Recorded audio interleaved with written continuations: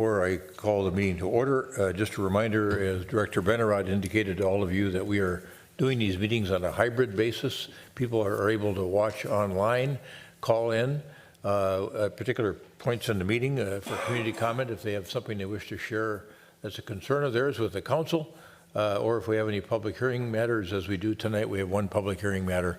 Folks may call in, and then we'll have live testifiers here potentially in the audience that wish to testify as well.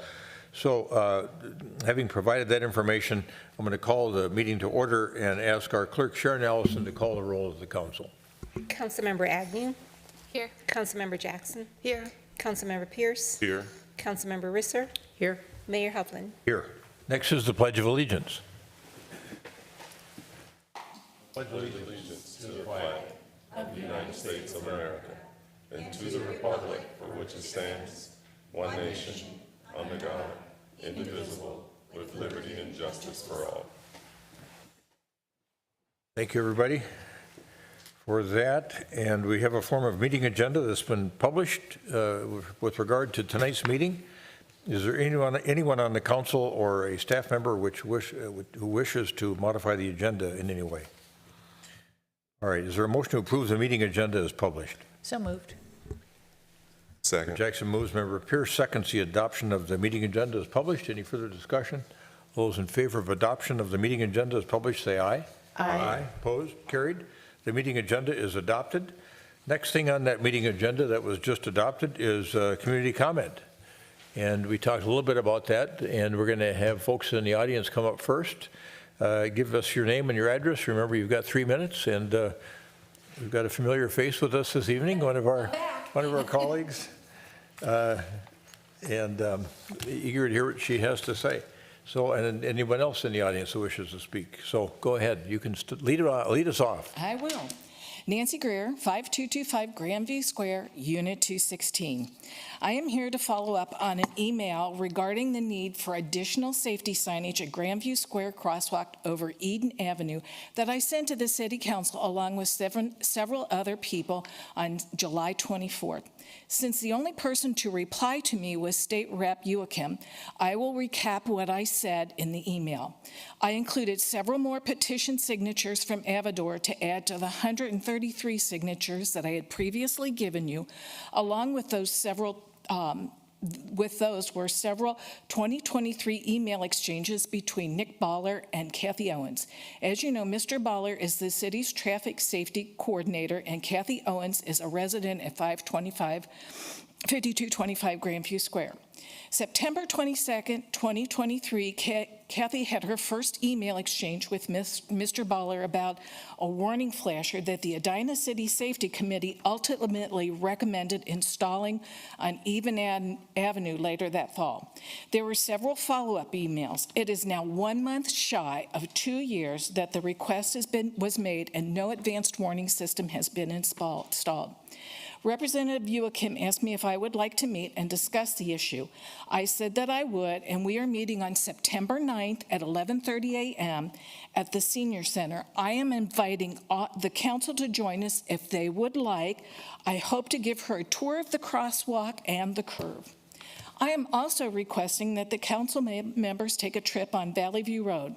There is a pedestrian crosswalk at Concord. A block prior to Concord is Virginia. It has an advanced warning flasher, as does Ashcroft, going in the other direction. What you will see is a straight road that doesn't need an advanced warning system, as there isn't any obstructed view of the Concord crosswalk. I am hoping that one of those advanced warning systems can be relocated to the curve on Eden Avenue where it is needed. I really don't think it should take 2 years to procure a safety feature and wonder if it was ever ordered. I would like to point out to the council that all the units of the Grandview Square complex pay property taxes. In our building, there are 70 units, and I will say that our unit is starting to resemble the taxes we paid in Linden Hills for a house that was twice the size of our current home. I think some of our tax dollars could be spent to keep us safe, don't you? I know it has been suggested that we walk up to the light at Vernon and Eden and cross there. Sounds reasonable until you really look at what you are asking. The people using the crosswalk range in age, for the most part, between 75 and 85. They have to walk up to the light, hope that people turning right onto Eden are paying attention to them and not looking to see if anyone is turning left. I can attest to the fact that they do not pay attention in the crosswalk. If they survive, then they have to cross the exit from the gas station, the entrance and exit to Edina Family Physicians. They have to walk through Jerry's parking lot, where you would think drivers are paying attention to the people going in and out of Jerry's, which include not only senior citizens, but young children and their parents. They do not. Then you want them to reverse the process on the way home. Don't you think that's a lot to ask of senior citizens? This may be hard for all of you to believe, but in what seems like a blink of the eye, you will be in your 70s and 80s. I think the mayor will agree with me. It goes by in no time. I think you will want your elected officials to keep your safety front and center as we do. Please Thank you, get Ms. us- Greer. What? Thank you. Yes, please get us. Thank you. Do you want to make that part of the record? Absolutely. Would you hand it to the clerk, please, and she'll make it part of the record. All right. Thank you for coming this evening. Anyone else in the audience that wishes to address the council in public comment on a matter of concern to them? Anybody online? I have no one online for community comment. Now, let's turn then to Manager Neal. I don't know if you want to address this continuing issue at Grandview Square or Well, not, if they have any knowledge of. What I would suggest is I will talk with Mr. Scipione and some of his colleagues at engineering, and we'll try to put together the current status of what's happening out there for you. Okay. And our commitment is to have that ready in reply by Friday of this week. That's our standard commitment. What about the issue of the advanced warning system that she says it's been 2 years since they were told they were going to get this advanced warning system? We'll take a look at that. Okay. All right. And then you've got some supplemental information from our last meeting, I think, to report out on? I do not. Okay. I do not have any responses to community right. comment from last time. Because there were no things that you needed to The respond to? questions, right. Okay. All right. Next thing in the agenda is the consent agenda. Is there anyone on the council that wishes to remove an item from the consent agenda? Hearing nothing, is there a motion to approve the items on the consent agenda in a single motion? So moved. I second. Member Jackson moves, Member Agnew seconds the adoption of the items on the consent agenda in a single motion. Any further discussion? All those in favor of adoption of those items on the consent agenda in a single motion, say aye. Aye. Opposed? Carried. Those items are adopted. Consent agenda items are approved and adopted. All right, we're going to go next to a public hearing matter that we have, and it is the only public hearing matter, and we mentioned that earlier, and it's a potential bond sale that we may be involved in as a conduit organization. So, good evening. Good evening. I want to introduce Nellie Chick Brewer. Nellie is number 2 work in our finance department, and she's here tonight to kind of shepherd this particular item for you. All right. Okay. Thank you, Ms. Chick Brewer. Welcome. Thank you. So today we're here to ask for public hearing as well as approval of the issuance of revenue bonds by the National Finance Authority on behalf of the Centurion Foundation. The Centurion Foundation is taking out a bond to make improvements for the Aurora Transitional Care Facilities. Since the project is in the city of Edina, we have to give them host approval to go ahead with the issuance. It should also be noted that the issuance does not result to any liabilities to the city of Edina, since we're just acting as host approvals. The city council did approve a public notice for this on the June 17 council meeting. So with that, I do have representatives for the borough in case you have any questions for them. All right. Thank you. Yeah. I'm happy to give you 30 seconds. Yes, that would be good. Thank you. I'm Jeremy Ullum with Barnes & Thornburg. We represent the Centurion Foundation, which is an Atlanta-based nonprofit organization that works with healthcare facilities around the country. As mentioned, these bonds will be issued by a different issuer, but because the project is located in Edina, we have to hold a public hearing locally under the federal tax law, and we have to have approval from the local government prior to proceeding. So that's why we're here this evening. It's the existing Aurora on France facility. I was there today visiting the facility, very nice facility. Will continue to be operated by the folks that operate it, which are part of Fairview Health. So again, this is kind of, I hate to say it's a formality, but it is a formality under the federal tax code that we hold a public hearing and put this in front of the local government. Understood. Thanks for being here. You bet. Any questions from council members at this point in time? Okay. This is a public hearing matter. I'm going to open this up for public testimony. Is anyone in the audience who wishes to testify regarding this matter? This request? All right. The request again is to potentially authorize the issuance of revenue bonds by the National Finance Authority for the benefit of Centurion Foundation and France Avenue 6500 France, Aurora on France, as we all know it, a transitional care and assisted living facility. Okay, Director Benarod, anybody online? I don't have anyone on the line just yet for this public hearing. Because there is a brief delay in the broadcast, I would recommend we wait about a minute before moving on, just to make sure no one's trying to dial in right now. My clock shows that it's 7:12. I'll come back to you at 7:13 or when I have a caller, whichever's first. Thank you. Mr. Mayor? Yes. I just wanted to add one section here, and that is usually we have a pause where we have the public hearing, we close it later, and we act at a subsequent meeting. The request tonight is to open and close the public hearing this evening and to take action on the proposed resolution this evening. Yes, Joe. Understood. Okay. Yeah. And I don't know if in the interim period here where we're waiting to see if anybody comes online, if you want to comment further on our historic role in some of these situations where the property happens to be located in Edina. You know, those of us in the non-legal, non-financial world call this a conduit financing. We've done many of them over my career here. They almost always associated with a healthcare and a healthcare institution. In other communities, they might also be connected to a university or a college financing for housing. Is another area where you see these. But this for us was we haven't done one in a while, so that's where this one comes from. And there's no risk for the city. There's no risk for the city. As the proponent mentioned, it's a formality in U.S. tax code. Anybody come online? I don't have anyone online, sir. We'll take it in two phases here. First of all, is there a motion to close the public hearing on this matter? So moved. A second. Member Jackson moves. Member Agnew seconds the closure of the public hearing with regard to Resolution 2025-72. Any further discussion on that motion? All those in favor of closing the public hearing with regard to Resolution 2025-72, say aye. Aye. Opposed? Carried. The public hearing is closed. And the next action step, if council cares to take it, would be to have someone move to approve Resolution 2025-72, which would authorize the issuance of revenue bonds by the National Finance Authority for the benefit of Centurion Foundation, France Avenue. Is there a motion to that effect? So moved.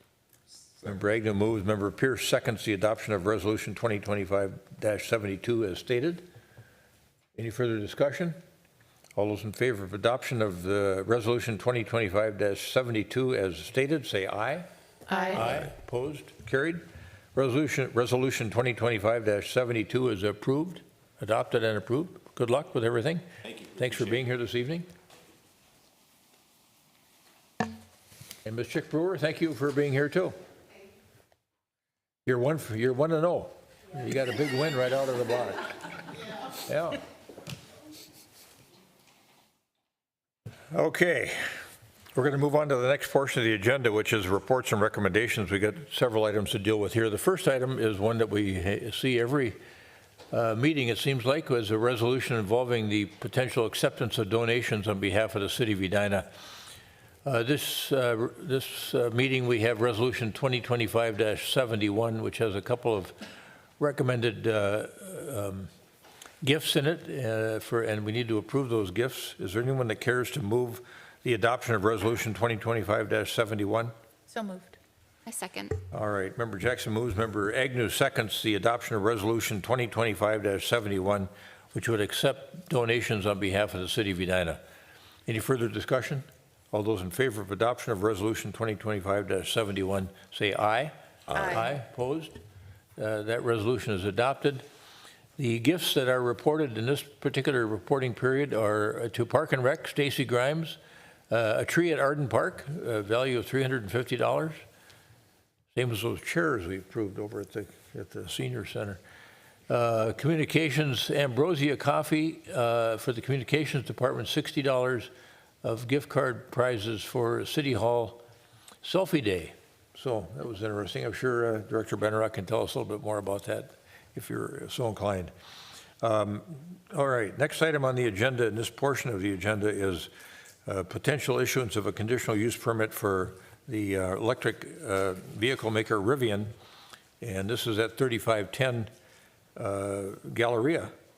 And we had a good discussion on this a couple weeks ago, and I think there are some changes that have been made by Rivian, which I think are helpful. And so we'll turn now to you, Addison, to have us walk through the matter for us.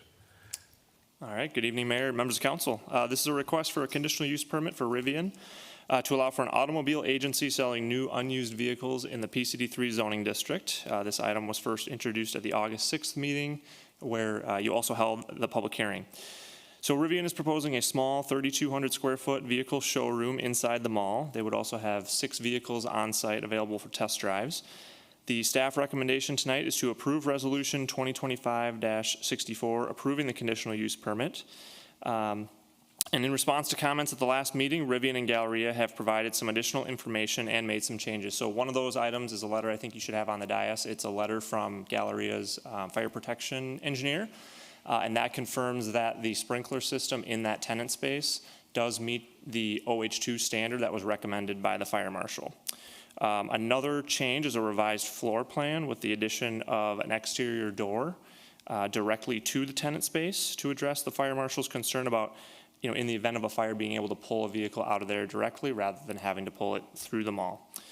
They've also provided some additional information on battery safety, as well as a letter from Galleria management expressing their support for Rivian with the addition of that exterior door to the plans. And so with that, in addition to myself being available for questions tonight, we have our Fire Marshal, Dave E. Miller, we have Paul Wagner, Property Manager of Galleria, and we also have several members of the Rivian team joining us virtually tonight, and I think if you'd be all right with it, they'd like to present the revised plan to you quickly and then respond to any questions from the previous meeting. Oh, very good. Thank you, Mr. Lewis. All right, go ahead. We can have them make their presentation. Okay, so we'll turn it over to Hannah Wu from the Rivian team. Let me ask first if any council members had questions of you. Yeah, I think Member Jackson, did you have one? I have one too, yeah. Thank you. So you just stated that there are some changes, but I'm looking at the resolution and I don't see those as conditions on the resolution. What is it that we would be voting on tonight? So there should be a condition that it's based on the material presented tonight. I guess if we want to just be super clear, you could add, a condition saying that, with the addition of the exterior door, and I guess subject to any of the other conditions from the fire marshal's letter that you'd want to impose. They've been agreeable to it and presented information that they're willing to, comply with some of those. Yeah, I'm just looking at this and I think that's something we should have in writing. Okay. And I don't see it specific enough. So, so I'd like to see something before we close out on this, if that's possible. We could craft those or have the attorney craft those additional conditions in writing so that we can all look at them before Yeah. we vote. Yeah, that'd be great. Thank you. Mr. Kendall, can you take care of that? I can do that following the meeting. I don't think I can have it ready tonight unless you want me to. I think I think the notion would be to have you handwrite those additional conditions, like exterior door. Well, I don't know. Mr. Lewis, why don't you Yeah, tell us, so- what are we missing here Sure. so we can So there's, I think, 4 recommendations from the fire marshal that were recommended conditions, and it appears that Rivian and Galleria team are going to meet 3 of these. So you could just add compliance with those 3 conditions. We could specifically state, you know, a condition be added that they include the exterior door, that they have a 30% max charge on all the vehicles kept inside the showroom, and that they provide the ordinary hazard group 2 sprinkler coverage, which they've already documented that they have done. Mayor, I can get that done with Mr. Teague very shortly here. I thought some of these were already in there, but we can get them added Okay, momentarily. yeah, if you can craft them up quickly, that would be helpful. And then let's go to Member Risser next, and then Member Pierce. Right, and I'm confused. The letter from Paul Wagner notes under item number 2, controls shall be implemented to always limit the state of charge of the batteries to less than 50%. And Fire Marshal Emiller has that at 30%. So there's a gap there. There's, right, we want 30%, we don't want 50%, but the Galleria is saying that they will only do it to 50% instead of 30, so what's going on there? I think the 50% was a separate recommendation from Galleria's fire protection engineer. That was maybe a standard that they were referencing, but I think our fire marshal and the Rivian team have agreed on 30%, and Rivian is agreeable to that. Now, Member Pierce. So I'm just confused. Are the stipulations included in any of the documents in the packet? That's all I'm looking for, and I keep looking through. The resolution is down the line a little bit. There's a condition in the resolution that, you know, the operations be consistent with the plans and everything that they've submitted in the packet. Okay. So yes, what you would be approving would require them to have the exterior door. They've already documented that they've got the right sprinkler coverage. Yeah. The 30%. And the 30% is what they have documented, given us in writing that they're going to do. Okay. So we feel comfortable with that. Yeah, that's all I'm looking for. It's really the same point that Member Jackson is making. Whatever those are, we should have them documented in the resolution. Okay. All right, very good. Stand by, Mr. Lewis. And then Ms. Wu, thank you for being with us. And I see Mr. Moon is here as well. Thanks for coming out a couple weeks ago. I think it was helpful to the discussion, and I'm pleased that, I think our whole council is pleased that you were attentive to the concerns that we had and addressed them. So I'll turn it now to you, Ms. Wu. Great. I'm not sure if the floor plan is on your screens. Nothing's showing up on our end. I think Mr. Lewis is going to kind of... I can pull it up for you. He's going to pull it up.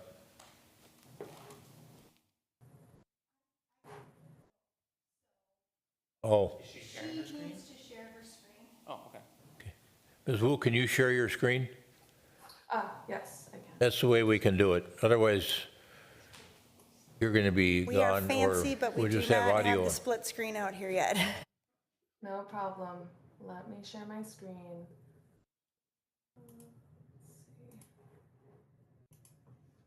Okay. Do you all see the floor plan here? Yeah, we can see that.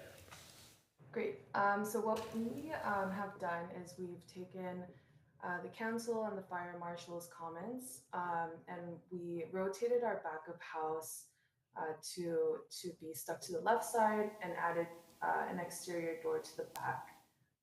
We also added a vestibule here for comfortable temperature inside the showroom as well. So what we've done is we've kept the storefront the same from the interior of the mall, and we just shuffled our front of house program to meet the exterior path. Right. And did any of the other folks on your team wish to comment on the revised proposal? Mr. Moon? I do not think so at the moment. I just wanted to share this to to show that we are working on the exterior door, and it is in our plan. Yeah, I have to tell you, I was so pleased when I saw this, because I was worried about Rivian, and I went over to the mall after our conversation, and where I thought the back of your space was right where all those utility boxes are. And I thought, well, the door is a good idea, but it just can't happen because all the utilities are right there, but you're really to the east of the utility boxes. And so you've got room for that exit door right there, which is... Right. And we wanted to preserve the tree as well, so we stuck it to the left side, and we'll just be relocating the lamppost. So will that serve as an exterior entrance for people too, or will it just be used if you have to? It will be used for an exterior entrance. Okay. Does anyone else on your team wish to comment about the revised proposal? All right. No comments from me. All right, Mr. Moon, thank you. All right. Anyone else, Mr. Lewis? Okay, all right. Stand by, folks. We're going to have a little conversation here. I think, do we have the revised language ready? Yes, so staff would suggest that you add these 3 conditions. The first, which would be number 7, construction of exterior doors as proposed and included in the packet, and a max charge of batteries for vehicles parked inside shall not exceed 30%. That would be condition 8. And the fire sprinkler system to be installed per the recommendation of the fire marshal. That's the part that's already been installed, but... Yep, good. Yeah, thank you, gentlemen, for putting that together quickly. Very helpful. And Ms. Wu, Mr. Moon, you agree to those additional conditions? Yep, we do. Okay. Yes, sir. Very good.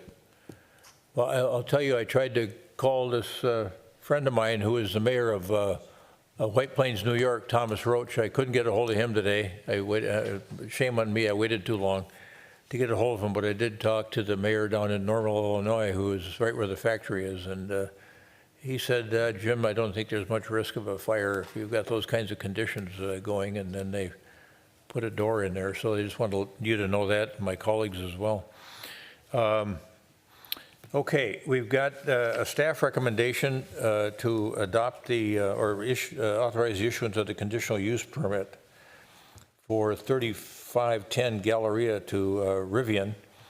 And the motion would be to approve Resolution 2025-64, approving a conditional use permit for Rivian to operate an automobile agency selling new unused vehicles at 3510 Galleria, subject to the 9 conditions that were just set forth, the 6 that are embodied in the printed document, plus the 3 that were provided by Director Teague.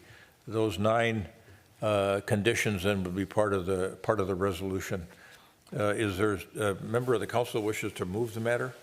So moved. Second. Member Jackson moves. Member Pierce seconds the adoption of Resolution 2025-64 with its 9 conditions attached to it, which would approve a conditional use permit for Rivian to operate an automobile agency selling new and unused vehicles at 3510 Galleria.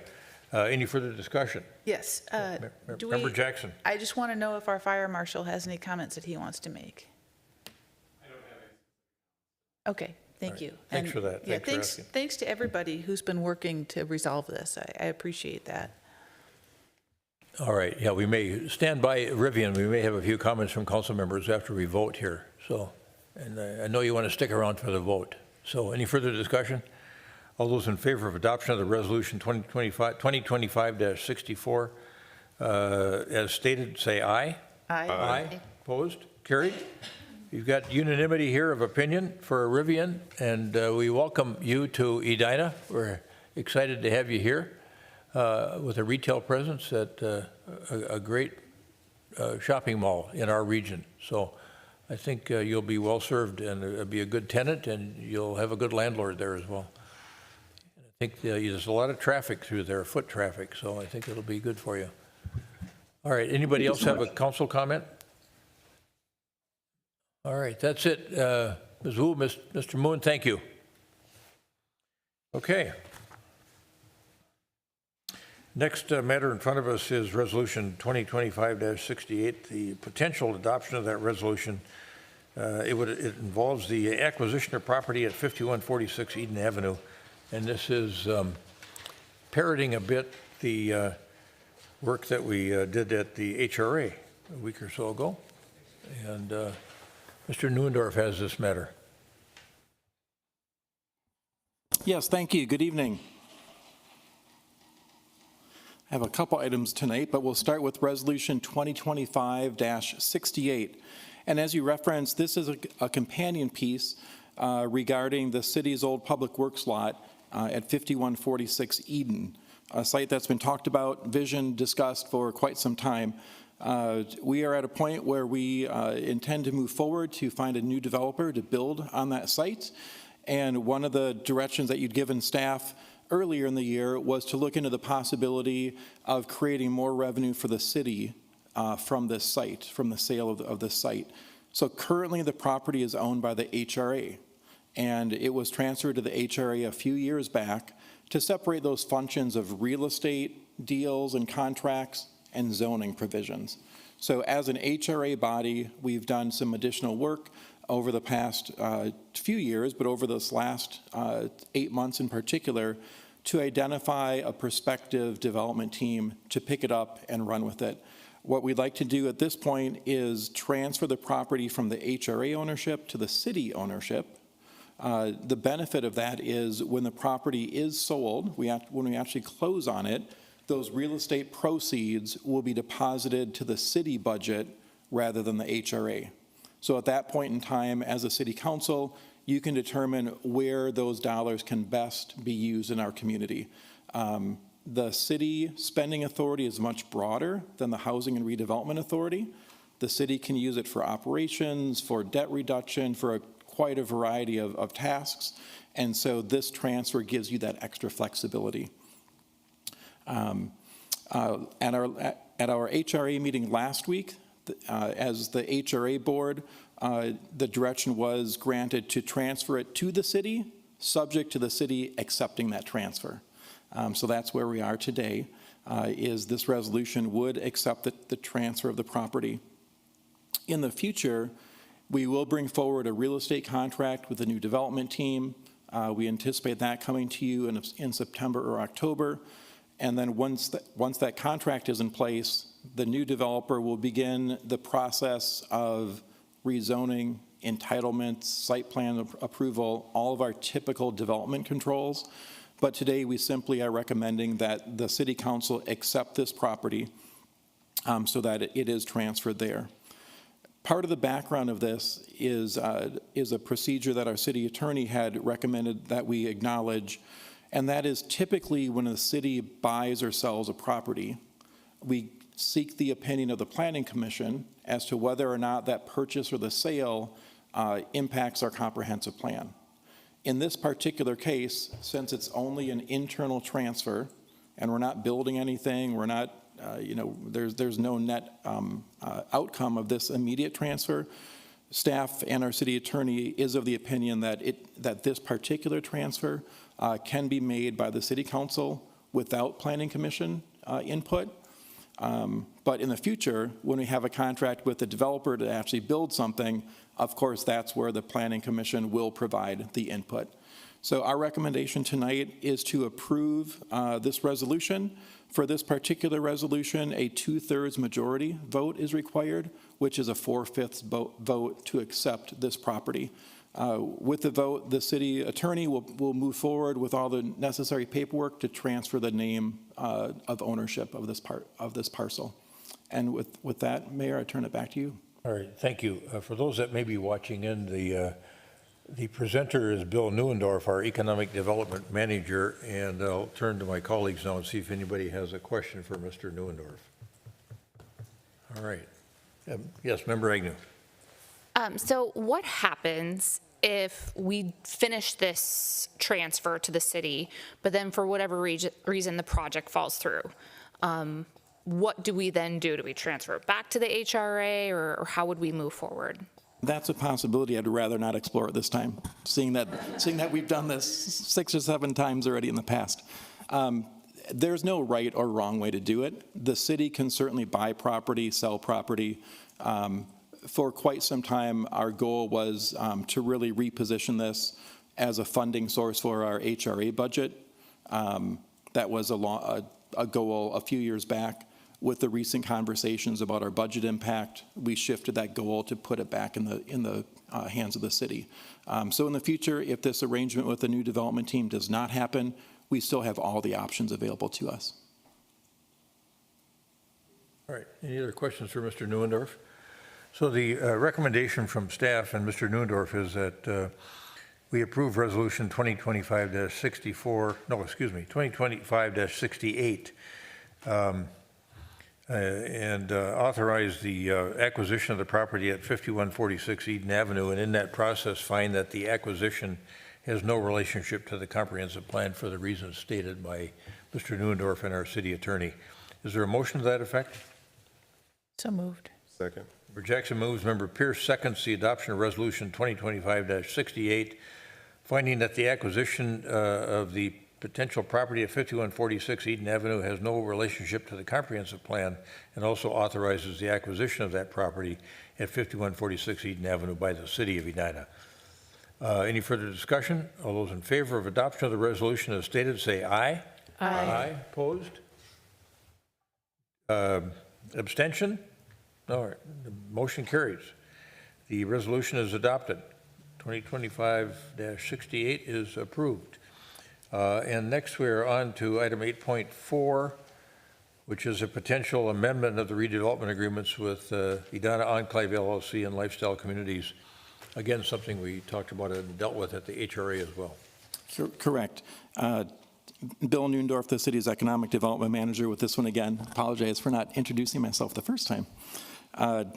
This is the same proposal that we heard as an HRA board last week. And in summary, in 2023, we started the conversation with the developer to potentially acquire and rezone that Macy's Furniture Gallery.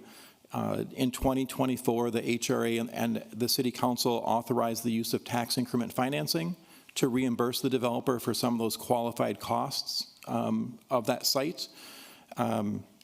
And we entered into redevelopment agreements. The initial agreement assumed that the acquisition would happen earlier in this year.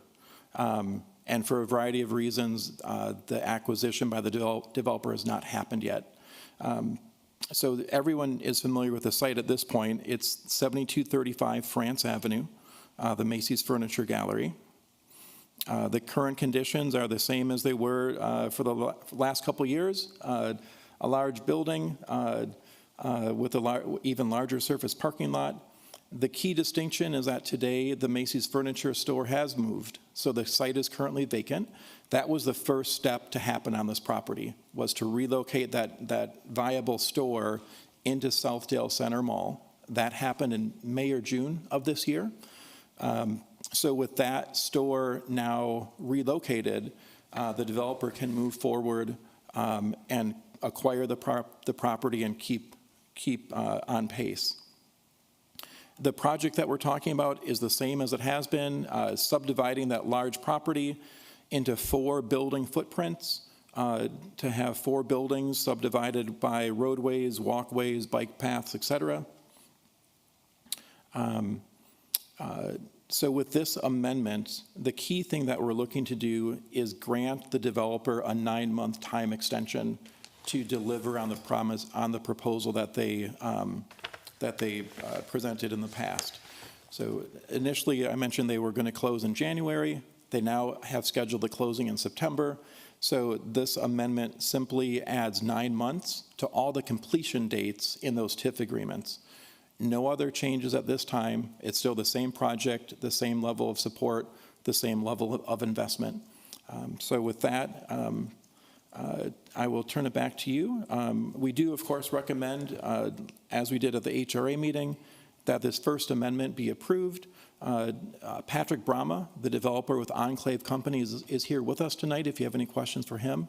And with that, Mr. Mayor, I'd be happy to entertain any question as well. Yes, let me see if my colleagues have any questions. Anyone have any questions? Yes, Member Risser. This came up at the HRA meeting, and in the packet, I believe it's slide number 11, with economic benefits, and the one with the chart, yes. And it's showing 12.1 million, but Hennepin County has the site valued at 15 million for the upcoming tax year. And I just want to confirm that that value that is being shown there, the base rate, that estimated market value, will change and go up by 3 million. Yes, that's correct. The economic benefits, this slide is the same one that we presented last November. So of course, those numbers will change every year. I have not gone and done another economic analysis of the project at this point because none of those, the more finite numbers have changed, but certainly that estimated value will increase every year, and that will be reflected. It will increase every year, but it's important to understand when we create the TIF district and we cement that base rate, that is what the property tax is based on. So I just want to articulate that. I think, you know, following TIF can be confusing, and it doesn't really have to be. So thank you. Yeah, Mr. Newendorf, while we're on that topic, then why don't you explain how the base gets set when the TIF district is? Sure. So when you have tax increment financing, when you certify the district, you lock in the base value. So at this point, we have not yet certified the district. I wasn't willing to do that until they actually closed on the property. There's no point in certifying it if the deal's going to die. A pause is fine, but a dead deal is not worth certifying. So at this point, we expect to certify the district most likely the day after they close in September, and that will lock in the base value. So had we closed in 2024, the base value would have been about 12 million. Since we're going to close in 2025, the base value will be about 15 million. And then as they begin to build out that project, that market value of the land will increase from 15 million to 25 to 45 to 85 to 120. But the tax increment is the difference between that future value and the base. So the base will be locked in for 25 years on the site, and that base most likely will be the 15 million. And that's how you calculate the increment, the future value minus the base. Anybody have any questions based on that explanation? All right. Yeah.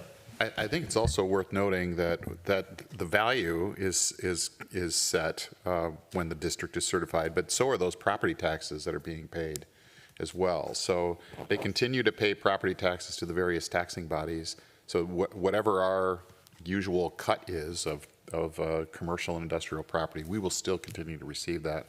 So will schools, so will watershed districts, so will county, so will the state. Okay.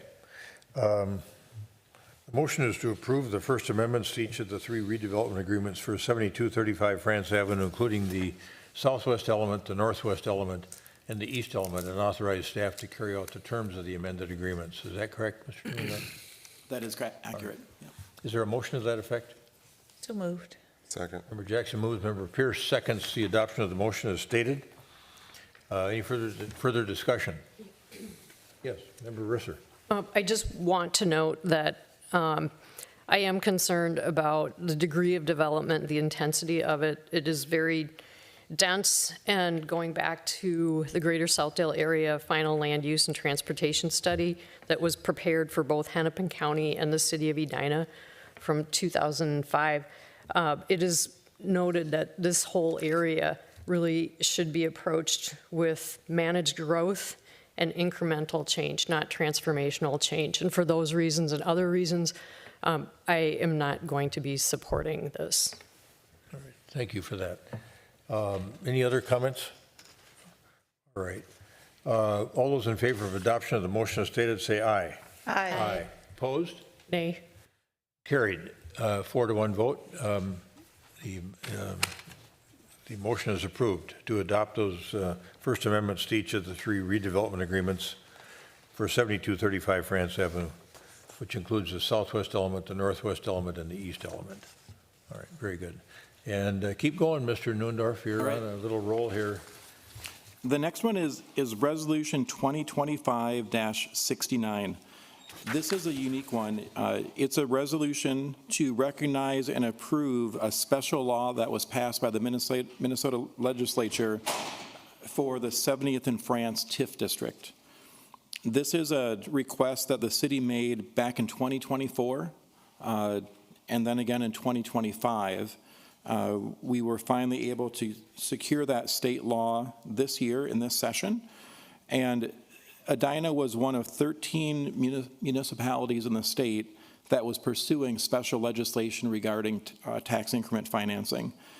For the most part, the requests were intended to extend the time frame of these TIF districts. A lot of projects that were on the docket during COVID, at the end of COVID, thought they could move forward more quickly, and the economy had something else in mind. So at our 70th and France site, that's a 6-acre site that was created back in 2022. The developer knew that they had a short window of time to lock in the financing and move forward. Unfortunately, that window of time closed much faster than they expected. So this special law that was passed by the legislature contains 2 provisions. The first, it allows the developer more time to complete the work. It extends what is typically a 5-year deadline to a 10-year deadline. That's the amount of time that the legislature usually gives cities when they ask for that type of thing. So that's fairly standard.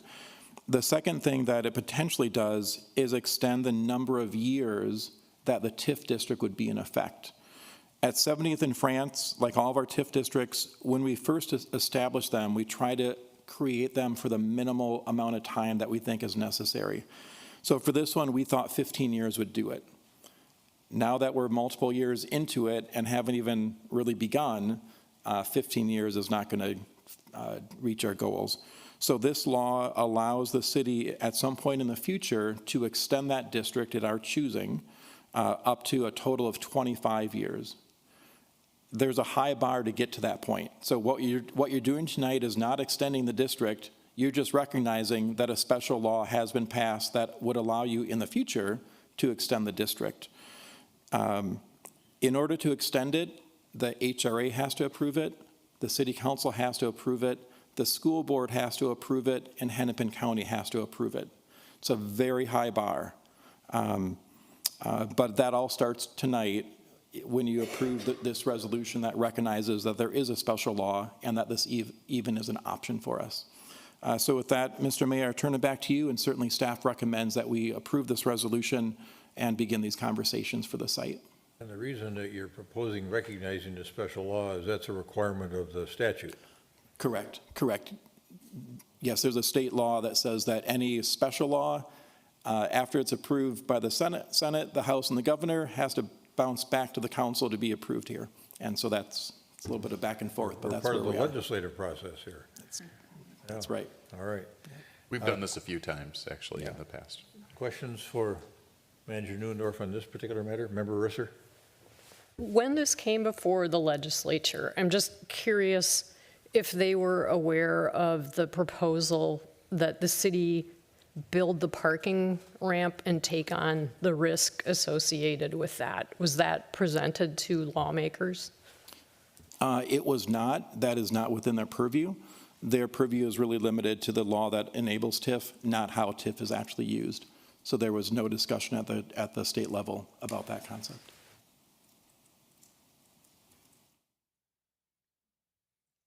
Okay, other questions? Yeah, Member Pierce. So I think you answered this. I'm just kind of restating it, I guess. So an approval tonight is just the recognition that this is an option, but we're not actually extending the district. And you've said that. That's correct. Okay. It's a multi-step process. This allows us to begin the process. Any further questions? All right. The resolution is Resolution 2025-69, which approves a special law for the 70th and France Tax Increment Financing District. Any further conversation? All those in favor of adoption of Resolution 2025-69, which approves the special law for the 70th and France Tax Increment Financing District, say aye. Aye. Aye. Opposed? Nay. Motion carries 4-1. Resolution 2025-69 is adopted.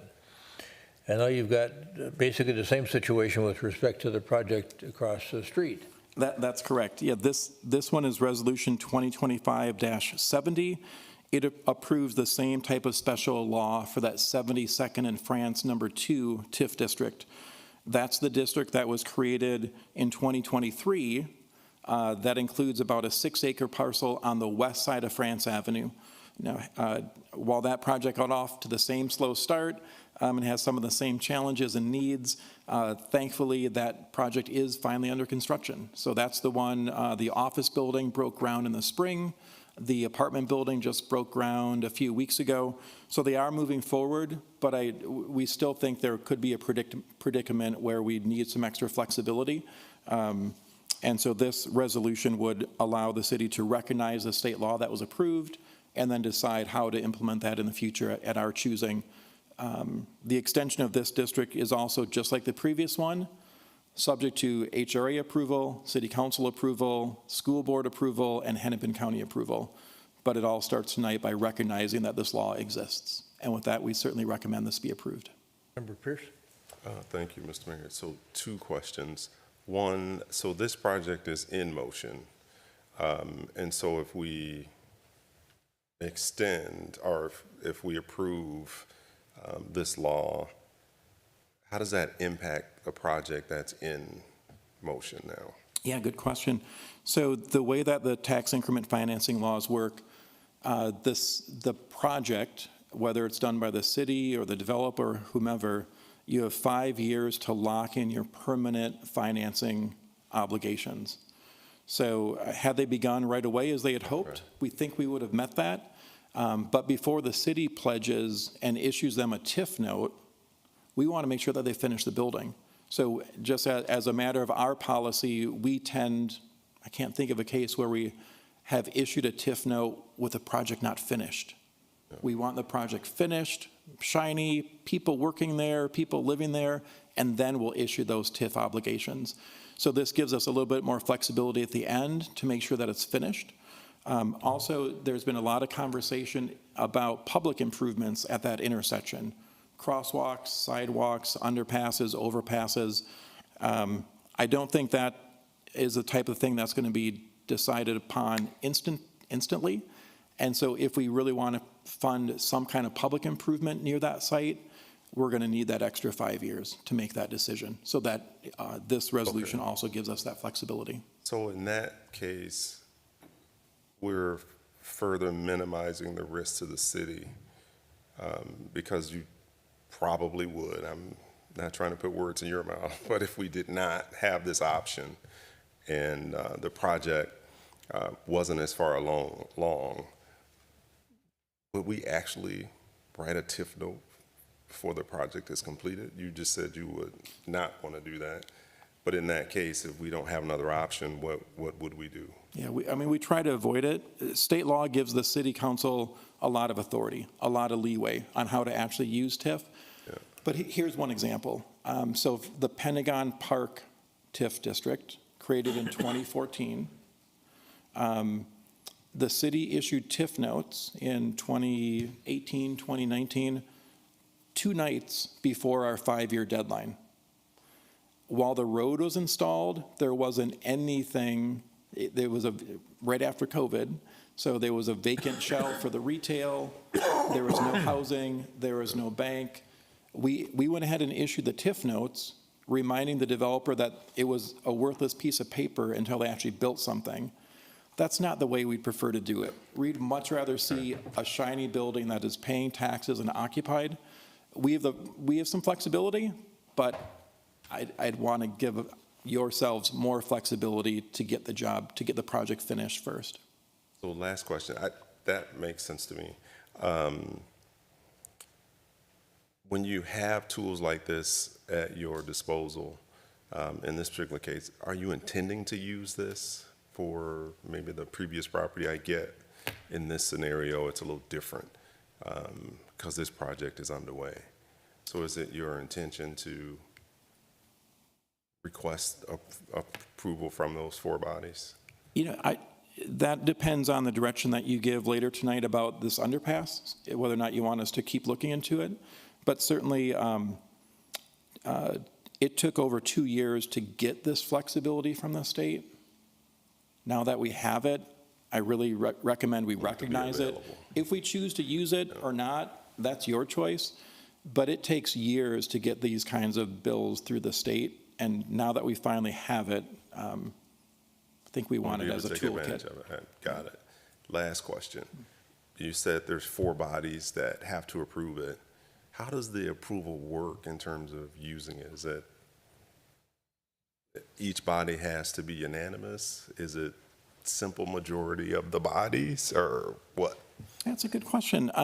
We haven't done this before. To my recollection, I've never seen it in the minutes of any past meeting. So we would present to the HRE and the city council. We know how that works. Simple majority. Yeah. The school board, I presume, is simple majority. We'd want to talk with their administration and confirm that.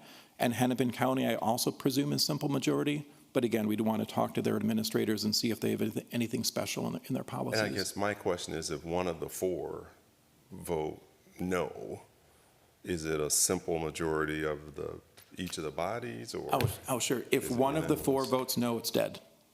Okay. If one of the parties declines to authorize this extension, it will not be extended. Got it. Okay, thank you. Member Risser, did you have anything? No, it was answered. Okay. We've got a motion, a recommended motion from staff to approve Resolution 2025-70, which essentially parrots what we did on 2025-69. And that would be to approve a special law for the 72nd and France number 2 tax increment financing district. Is there a motion to adopt that, approve that resolution 2025-70? So moved.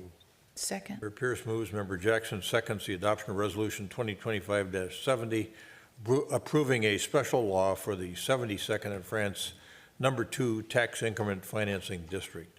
Any further discussion? All those in favor of adoption? I had a question. Oh. For the same reasons that I gave for the previous item, I will not be voting for this. Thank you. All right. All those in favor of adoption of resolution 2025-70 as stated, say aye. Aye. Opposed? Nay. Carried. A 4-1 vote. It is approved. Resolution 2025-70 is adopted. And now we are going to have a little conversation about the France Avenue pedestrian crossing and get an update from you and hear a little bit about your recommendation as to how what do we do from here? Yes, thank you. The France Avenue pedestrian crossing. So this is a project that myself, Chad Milner, and Andrew Scipione have been working on in concept for a couple years, trying to explore whether or not this is even a possibility. We wanted to provide an update to you tonight. Mr. Milner is out this week, but Andrew Scipione, our bike and ped expert, is here with us, and of course, when we're finished, we'll be happy to answer any questions. But I'll provide a brief update about this concept and where we are and where staff recommends we go next. So the project is located near the intersection of 72nd and France, in between 72nd and Gallagher. And the dilemma that we're trying to improve or address is crossing France Avenue. To the local residents and workers and people in that area, we call it France Avenue, and it's a street. However, it's a Hennepin County road, and Hennepin County calls it Highway 17. And if you look at it, it's 6 to 8 lanes wide, and it feels like a highway, acts like a highway. So the city and the county are not always seeing eye to eye on speeds, volumes, and crossings of that roadway. But that being said, there's ways to meet in the middle and make some improvements. So dating back to 2007, when the city did a study in that area, there were several recommendations to improve the pedestrian connectivity. This is one page out of the 2007 study, and each of those red circles is the location of a recommended pedestrian improvement. Sometimes they're crosswalks, sometimes they're underpasses. In one case, they recommended an overpass. Several of the improvements were constructed. We did install several crosswalks they weren't there before. And we did rebuild the tunnel at York Avenue. So the image on the right shows the new version that was expanded and improved around 2008 or 2010 in that time frame. But at the time of the study, the city just didn't have the funding to do every recommendation. And so one item that was left unresolved was the pedestrian crossing at France Avenue. In this study, initially they recommended a bridge that flew over France Avenue at 72nd Street. And for a number of reasons, it was decided not to move forward with that particular design. A lot has changed. And we had a grant to do that. Correct. We had I think a $4 million grant for pedestrian improvements. And eventually that grant was reprogrammed to fund I think it was 4 crosswalks rather than one bridge. That was deemed to be a more equitable way to make more progress faster in that area. But now with these 2 adjacent sites turning over and being completely reconsidered, we wanted to revisit the concept of making a better, safer, more convenient pedestrian crossing at France Avenue. And so for the last couple of years, we've been meeting with the developers to help them envision what their sites could be and how they could be part of a solution to make the whole connectivity better. And essentially that concept was incorporated by the 3 different developers that are working on this site. So right now, their properties have been designed in a manner that could just accommodate a regular sidewalk. But if the city wanted to move forward and pursue funding and full design and full cost estimates for an underpass, that could also be easily accommodated into their site plans. So earlier this year, we hired a landscape architect to put together some 3-dimensional renderings of what this could be. And just share a couple of those images here. So all of these renderings envision the future, where all these buildings are finished, right? Today, they're big piles of sand and a big parking lot, but in the future, there will actually be people and buildings there. So the underpass would be in the middle. The dotted white line is where it would go underneath France Avenue. On the west side of the street, this is the site that's currently under construction.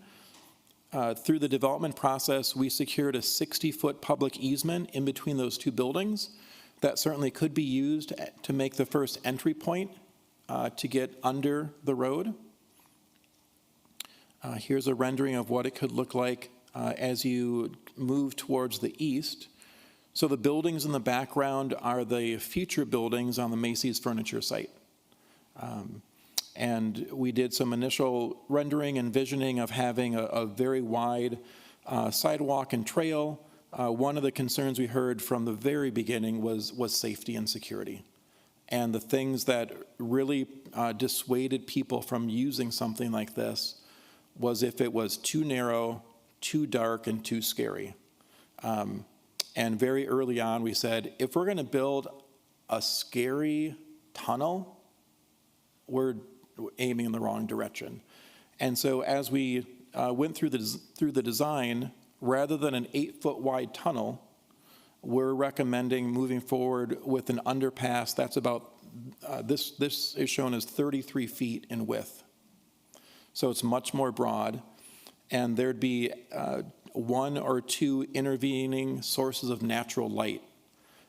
We just did a couple trials on some local tunnels in the area, and even on the brightest, sunniest day, if the person at the other end is just a dark shadow, it just gives you the wrong feeling. So natural light was very important, and we believe we found a way to address that. So this is an image pretty much midway through the underpass. The stairway at the end of this image is the east side, the Macy's furniture site location. And this is another image on the east side of France where we can, due to the length of that parcel, we can do a slowly graded downslope to meander from an upper level driveway at Gallagher down to get to the underpass without it being a steep handicap slope with handrails and barriers and all those things. We can just meander it through there. So in the last few months, since we've had these renderings in a video, we've reached out to neighborhood groups, and they held a joint meeting of the Lake Cornelia and South Cornelia neighbors. We had about 80 people at that meeting, had a really good conversation. We hosted an online discussion on our Better Together website.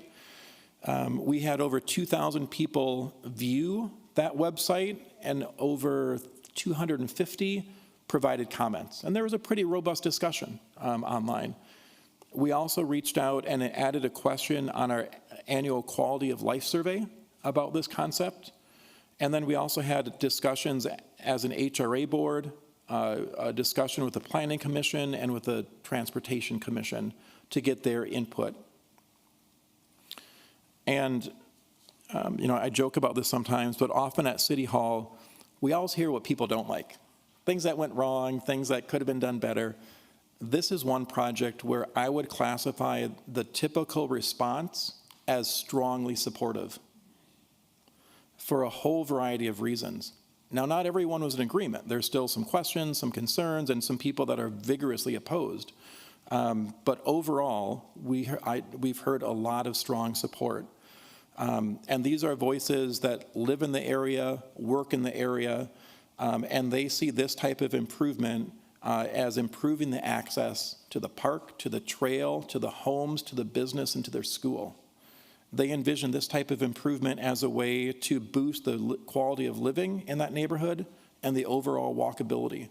Whether you're 8 years old or whether you're 80 years old and in a wheelchair, this type of thing can be a huge improvement.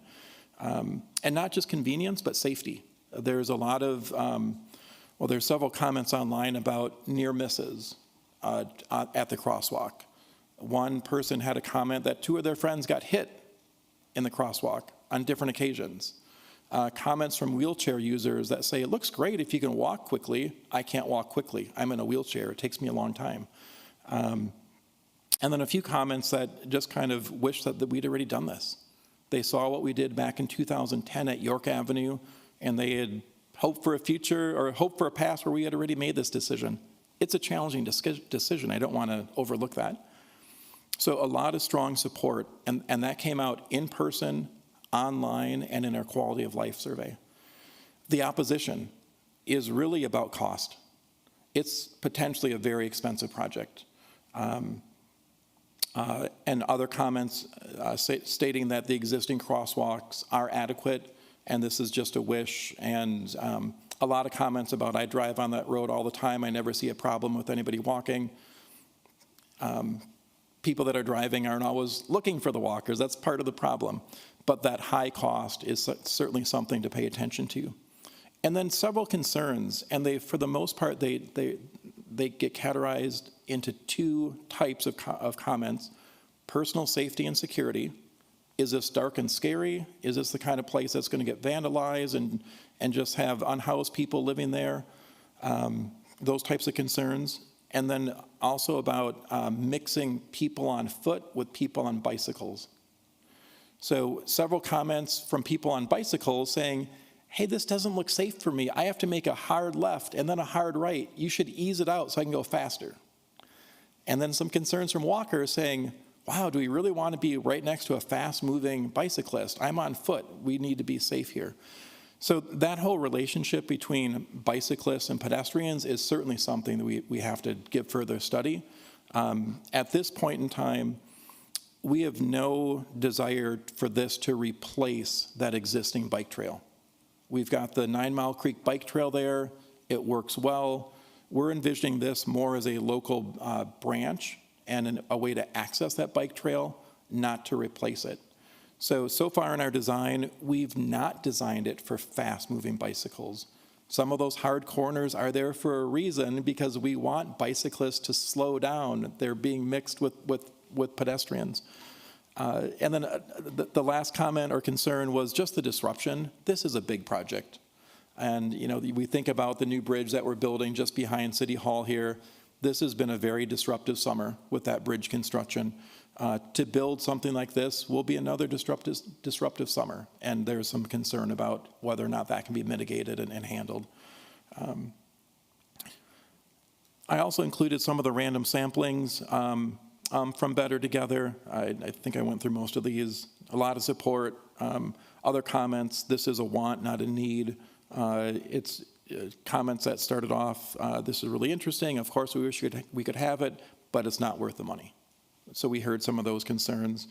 But for the most part, the comments are vigorously in support.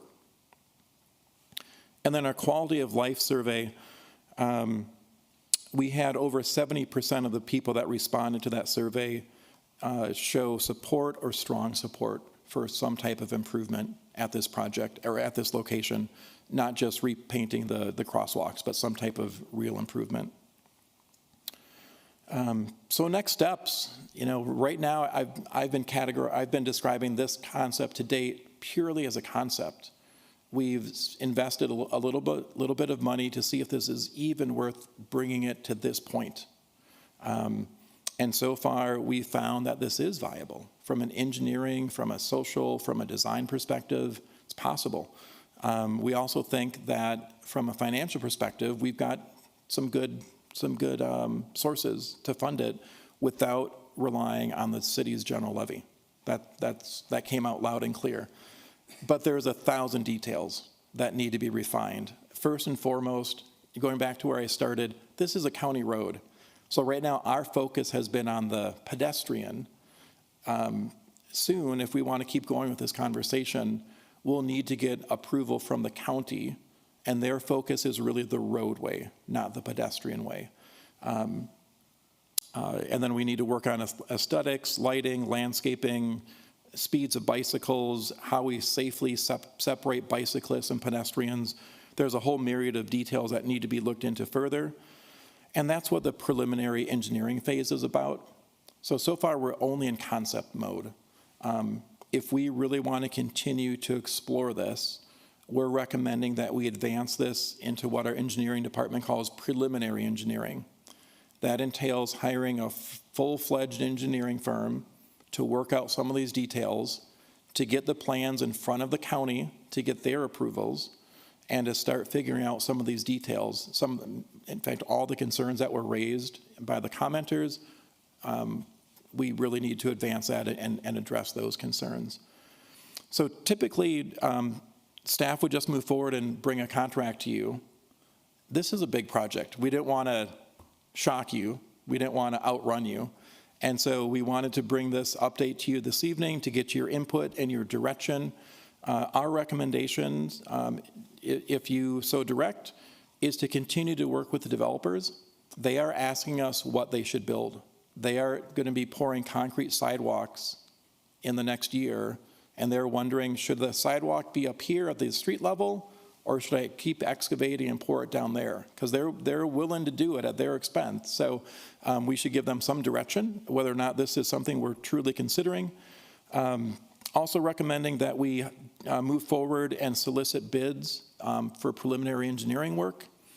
Once we have those preliminary plans, we can get the local county approvals, and that level of plan is also what will qualify us to apply for funding. There are state, federal, and regional funding sources out there.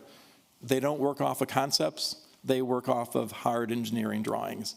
So we're recommending that we advance this to that point. And Mr. Scipione and I are available for any other questions, and looking forward to your discussion and direction. Yeah, thank you, Manager Neuendorf. I'm going to turn to Councilmember Agnew. Thank you. So if we could actually go back to the slide that looks at all of the different levels of engagement that we have had. I think it was earlier in the presentation. I first just want to thank you. I was at one, at least, of the neighborhood meetings that we had, and I think that there was a subsequent one. And obviously, we have all of the feedback that we got from the Better Together Edina website. Love that we were able to get it into the survey. I know that there have been other things where it's like, we only do that every 2 years. What can we get in? And so the timing, I think, was really amazing for that. And then even just seeing like all of the collaboration across Planning Commission, Transportation Commission. So first, thank you for that. And I know that sometimes, right, someone is tuning in tonight for the first time in years potentially, and if they want to voice their opinion now, do we have kind of a forecast of what do those additional touch points look like? Because I don't want it to appear like, okay, we're done with the phase of community input, because I know we're not. So if you could, at just a high level, walk me through what will some of those additional touch points look like, and where will we continue getting community feedback? Sure, great question. So I think we're a few months away from additional feedback, but after we hire an engineer, I mean, that'll take a few months to solicit bids and go through them and award a contract. Once that future engineering firm is on board, we also would like them, I guess I envision them, to team up with a landscape designer to get part of the human feel, because this is not just this isn't just an engineering project. It's used by people. You have to be able to touch it. So when the team is on board, we envision having additional input sessions to really better understand the separation of walkers and bicyclists. To me, that's the biggest concern. Is it one really wide path? That's what we do in some areas. In other areas, we do separated paths that have a little grassy median in between. Sometimes we put a little row of like a little curb in between. There's lots of different solutions, but we would definitely want to get input as far as what are those design details that make people feel safe, both from a personal security and safety perspective, and then using it on a regular basis. So I would envision that in the spring. And then when the preliminary engineering work is done, we'll have better plans and we'll do another cost estimate. And I think that's also another point where we'd want to get, of course, your input and your direction, but informed by community input. Because at some point you ask the question, is it worth it? It's a great idea, is it worth it? And as a body, you always like to hear what your constituents think, so I think that's the second point that we'd really touch on, again, probably next spring, late spring for that one. Wonderful, thank you. And so right now I'm looking at the staff recommendation, which includes the 8 different steps. At this point, how many, if any, of those have a financial commitment? Oh, there's 7 here, but there's, the last one in our packet just says other related tasks as necessary. Right. So I understand not including that one. How many of these on the screen right now cost us money to pursue? And if there is one that costs us money, again, walk us through the process of, are we approving that expenditure tonight, or will it be a part of a future agenda packet? Yeah, great question. So we're slow walking this. So the one that will cost us all some investment is hiring the engineering firm to prepare the drawings. Mr. Milner estimates that will be a couple $100,000 to do real engineering on this. We'll come forward, once we solicit proposals, we'll come forward with a contract with the best or the lowest bidder on that one. So that's a future decision. So you're not pre-approving, you're not pre-committing. That is a future decision to be made. But once that firm is on board, most of these other things will fall within their scope of work. So working with the county is already in the same price. Getting input from stakeholders, again, part of their job in their contract. Refining the cost to build it, that'll be part of their scope as well. One suggestion we did get this year was pursuing state bonding for this. And so that is something, typically the city hires a lobbyist firm to pursue some of our goals at the legislature. That would be another minor expense. I think they're on, I don't know if they're on retainer. They're on retainer, so Yeah. it wouldn't be additional, it'd just be part of her workload. Great. Yep. Yeah, so no additional monies there, but there is some time and personnel there. But that's the only real financial stake. And we have a fund balance in our Centennial Lakes TIF account, especially for these types of projects. Those are old TIF monies that we use for special projects so that we don't put a burden on the regular tax levy. And hiring an engineer could certainly be accommodated in that fund. So that's where I would expect to go if you so direct. And I know we're talking about this now because there just happens to be projects happening on both sides of France that really make this a once-in-a-generational opportunity to influence the construction that's happening on both sides to accommodate this kind of potential project. If we slow roll it too much, are we at risk, knowing both of those projects are beginning or underway, what timelines do we have to keep front of mind so that we don't miss the boat still either? Yeah, great question. So the project on the west side of France Avenue is currently driving the schedule. So, I mean, they are actively asking us, what should their contractor be bidding? What should they be planning for? If we wait too long, they're going to just proceed and just match whatever's out there, which will increase our project cost. We'll have to undo what they just built and then build it again. So that's a situation we're trying very hard to avoid. So that's why giving them some direction before they actually build it is a huge time saver and money saver.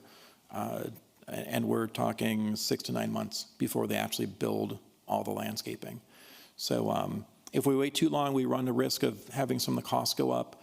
But this is going to be challenging to design because the Macy's site is at a slower pace, and they've asked us to build if we choose to build it, they've asked us to build it after they're finished. The developer on the west side of the street has asked us to build it before they finish. So, can't have it both ways. But I think it is fair to the community and fair to the developers to give them an idea of what we're aiming for. But time is sensitive, and it's not going to be perfect. We'll balance it as best we can. Wonderful. Thank you. I continue to be really supportive of this. I do think it's an amazing opportunity, so I appreciate the work that's gone into it. And again, all of the community input that we've been getting, and look forward to hopefully continuing to see more input. Thank you. Member Pierce? Thanks, Mr. Mayor. So just a couple of comments to add on. I do like the concept, the idea of doing this. I have two concerns.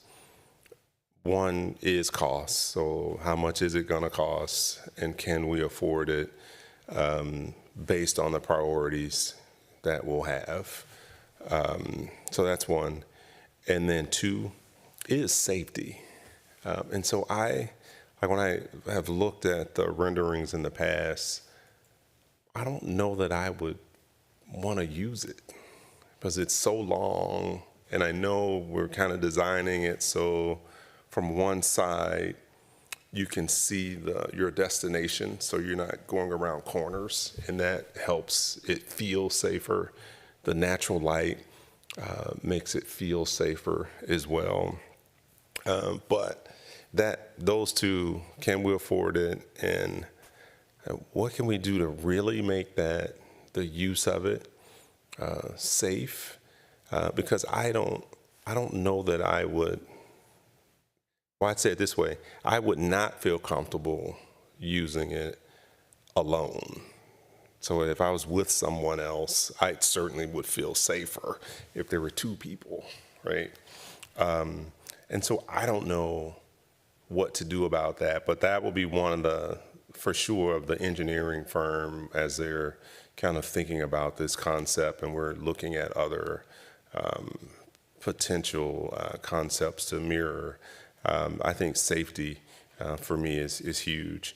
And then the third thing, Member Agnew kind of hit this point. When you look at the feedback, it actually is a want. It's not a need. But that's in the current paradigm. And so do we need this today? No.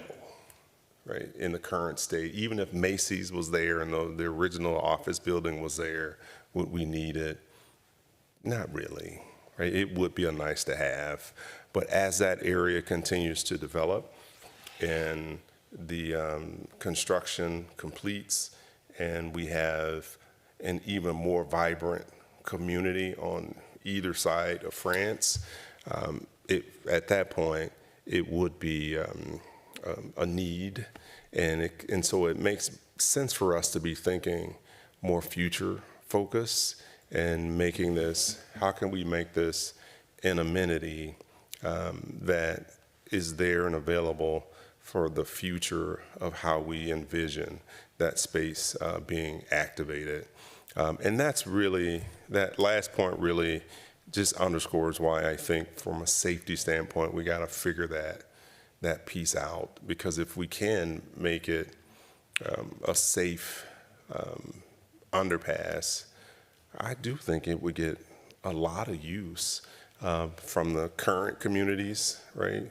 And then even, like I mentioned, the new developments as well. So I appreciate the work that has gone into this, and I would support going to that next stage. And I appreciate you saying at this point, this is not something that we would expect to impact the general levy. So looking at other sources of funding, I think is great. So thanks. Thank you. Member Jackson. Yes, thank you, Mr. Mayor. So thanks for all the work. And I have to say I was pretty floored by the quality of life survey, where strongly support was a larger number than both strongly opposed and somewhat opposed put together. That really was pretty stunning. So I think Member Pierce talked about what the future is going to be like, so I was going to talk about that. But the question I have for you is looking at the maintenance costs. We're doing a lot of building right now. I'm particularly thinking about Fred Richards Park. It's going to be a brand new park. It's going to be finished soon, within my lifetime. But it's funded, it's in design, it's going forward. We're looking at losing funding for Centennial Lakes. We've got funding of the promenade. I would be interested in seeing what our anticipated jump in maintenance costs are going to be relative at the same time as this. So once we figure out, who's going to be responsible for maintenance, I assume it would be us because it's going to be a public space. But what other new maintenance costs are we going to be having coming online? And I don't know if we'd include any of the other buildings we're looking at, but those four things in particular, the underpass, Fred Richards Park, Centennial Lakes Park, and the promenade, I'd be interested in seeing how we're going to be funding the maintenance of all these spots. So, yeah, and I do support this. I kind of blown away by this report back, so. Thank you for that. Member Rosser.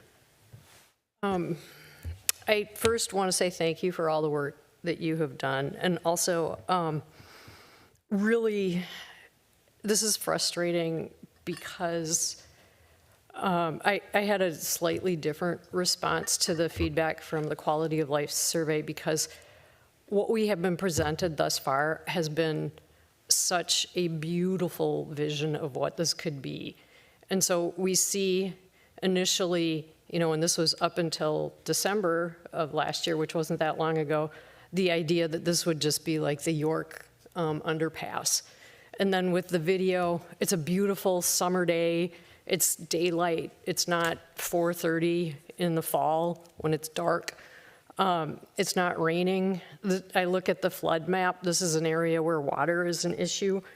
And I really wish I could transport myself back. This is the meeting I regret the most, the HRA, February 15th, 2024, where we awarded the feasibility study, and there was only one entity considered, LHB. And I had concerns, but I was told it was going to be a back to the drawing board approach, and it really wasn't a back to the drawing board approach. And we hired the company that was promoting the tunnel.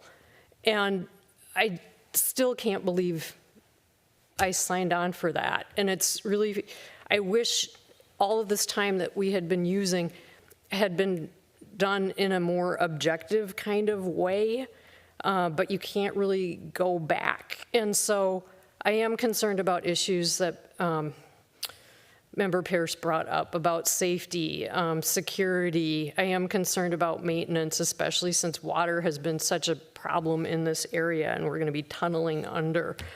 I am concerned, and I don't know who the engineering firm is going to be, and I am impressed by just the passion of Mike Fisher, the passion of LHB, and the vision they're presenting, but at the same time, I'm looking for that balance, and I feel like at this juncture, I don't have a balanced view of it.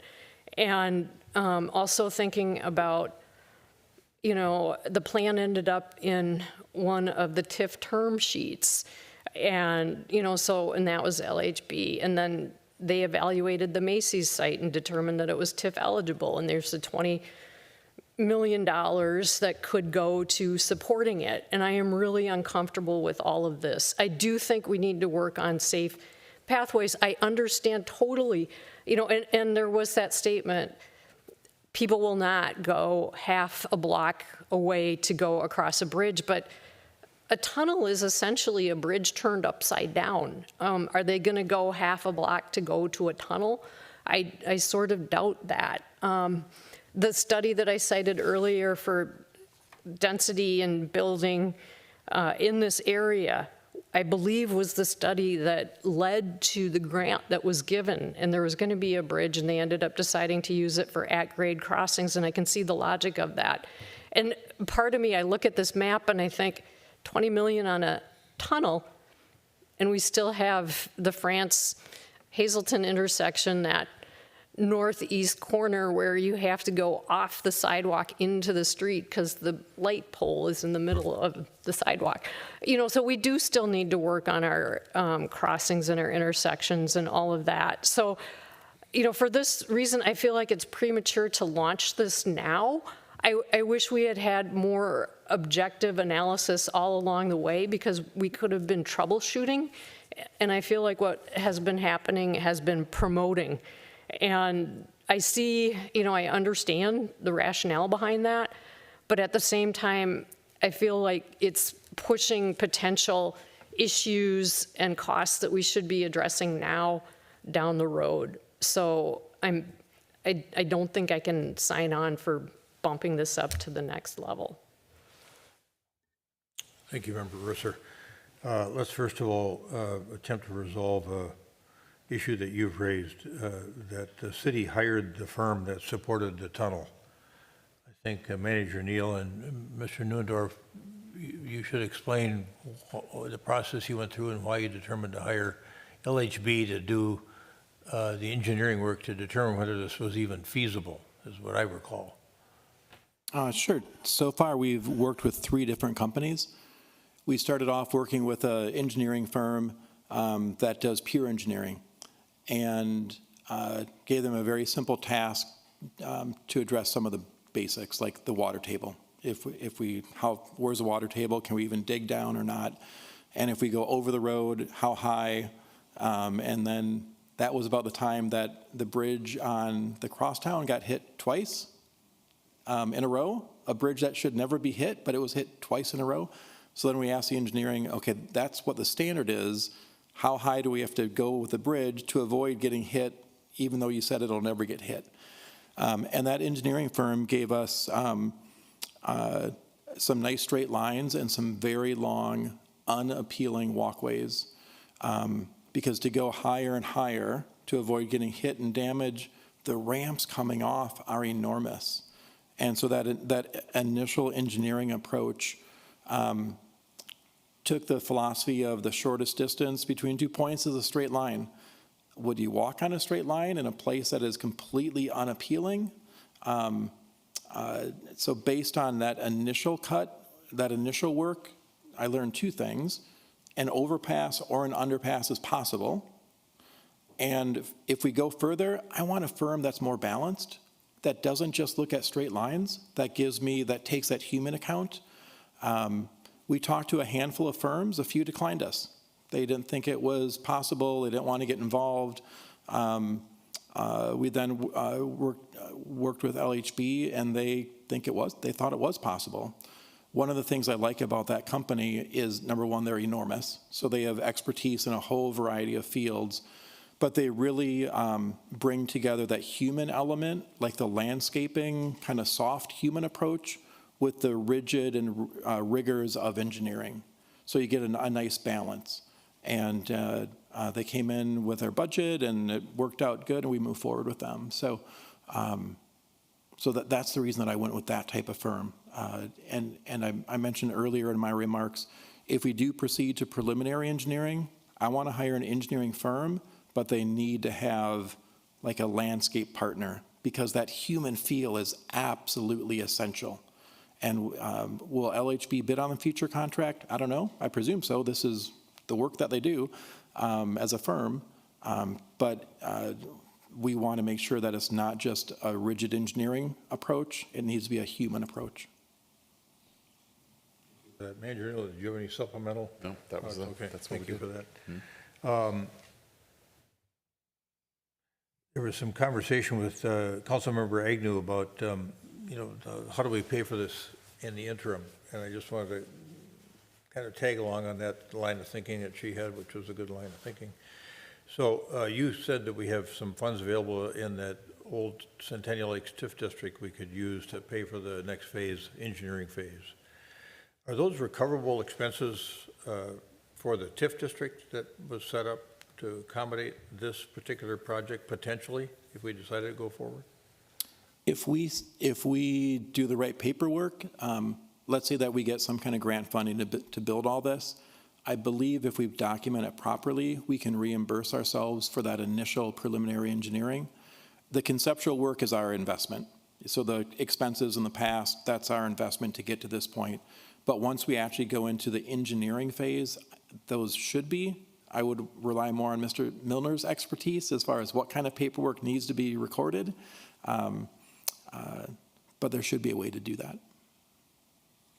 And at least we've had some tentative discussions about if the council determined that it was feasible from a cost standpoint, and it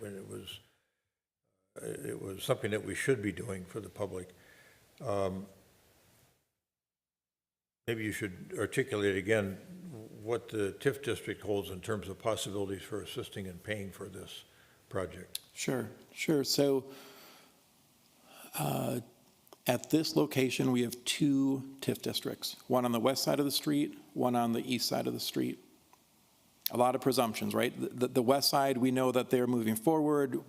I have much more certainty about completion dates on the west side at this moment in time. The west side, if you recall, we ended up agreeing to use spark financing rather than TIF for the second phase of that project, which means that eventually they will still create tax increment. We can use it for a public improvement or not. So I feel good that that there should be a pool of funding available on the west side. On the east side with the Macy's Furniture, I don't have the confidence today about completion dates. Once they get started, I'll feel much better about predicting a completion date. But just the scale of that project, right now at the valuation of $15 million for the land, when it's finished, I recall the future value is like over 200 million. So it's not just doubling, it's by a factor of 10 to 20. So there should be a great deal of incremental taxes there as well. But with the east side, it really depends on the pace of development. If they can get it all built in the first 5 years or so, I feel that that's a fantastic revenue source for a public improvement.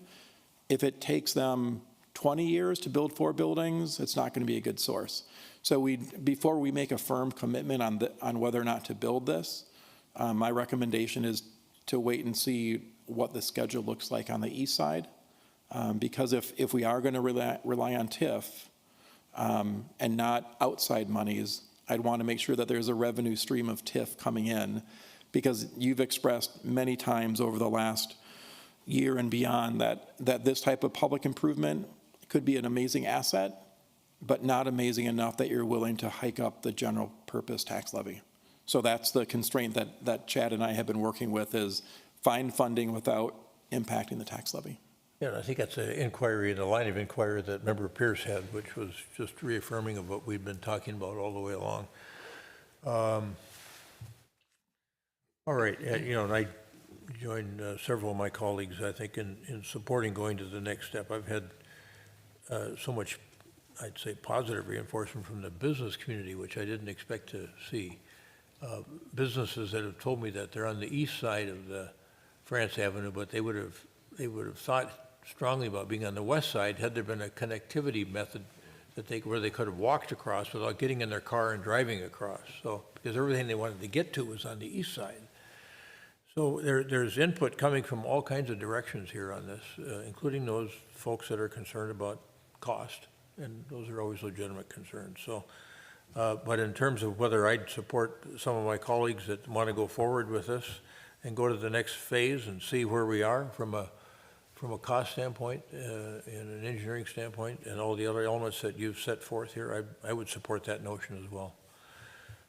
You've got a recommended motion here to accept the staff report and authorize staff to take the recommended actions, including notify the adjacent real estate developers of the city's intention to conduct further study, solicit proposals to prepare preliminary engineering documents that refine the design, allow for regulatory approvals and updated cost estimates, and pursue funding from all available sources. Does that cover the landscape in terms of what you'd be requesting of this council this evening? Yes, sir. Okay. Is there a motion to adopt? Is there a motion to that effect? So moved.